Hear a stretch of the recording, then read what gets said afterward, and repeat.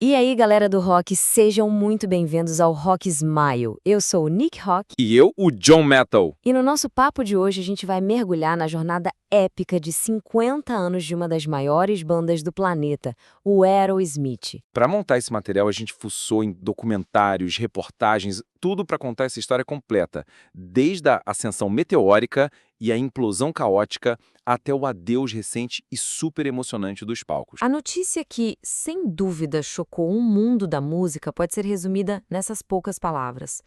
Elas ecoam exatamente o que milhões de fãs sentiram: uma voz silenciada, uma era terminada. É pesado, né? Então, o que aconteceu?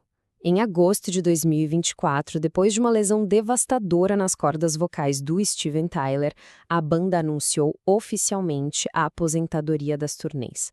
Foi um final bem abrupto para uma carreira de 5 décadas, uma notícia que realmente marcou o fim de uma era para o rock americano. Essa decisão difícil veio porque a lesão do Tyler, que incluiu até uma fratura na laringe, se mostrou grave demais. Uma recuperação total se tornou impossível. Como o jornalista Léo Richter resumiu bem, o Steven tentou de tudo, mas infelizmente algumas batalhas simplesmente não dá pra vencer. Mas olha, para a gente entender o peso desse final, a gente precisa voltar lá pro comecinho, para um encontro que mudaria o rock para sempre e que daria origem aos lendários Gêmeos Tóxicos. Tudo começou em 1970, lá em Boston, quando o cantor Steven Tyler e o guitarrista Joe Perry se juntaram.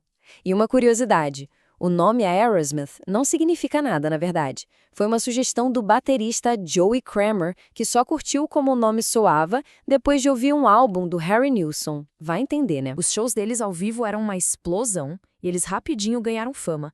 Aí, em 1972, veio a grande chance, uma apresentação no lendário Max's Kansas City pro Clive Davis, que era tipo o cara mais poderoso da indústria musical na época. O Clive Davis viu neles a próxima grande banda da América e assinou com eles na hora. E ele estava certíssimo. A subida foi meteórica. Do álbum de estreia em 73, eles viraram estrelas globais com o Toys in the Attic e em 1977 já estavam lotando estádios para mais de 80 mil pessoas por noite. Imagina isso. Mas com a fama vieram os excessos. A química entre o Tyler e o Perry era elétrica no palco, mas totalmente caótica fora dele. A mídia apelidou eles de Gêmeos Tóxicos, e o apelido pegou. Sabe por quê? Porque era a mais pura verdade. E essa mesma parceria explosiva que construiu a banda estava prestes a destruí-la. E é isso que nos leva à grande implosão de 1979. Em 1979, a tensão finalmente explodiu. E o gatilho foi uma briga bizarra nos bastidores, envolvendo as esposas dos músicos e um copo de leite derramado. Parece até piada, mas foi a gota d'água. O Joe Perry largou a banda bem no auge do sucesso. A separação foi um desastre para os dois lados.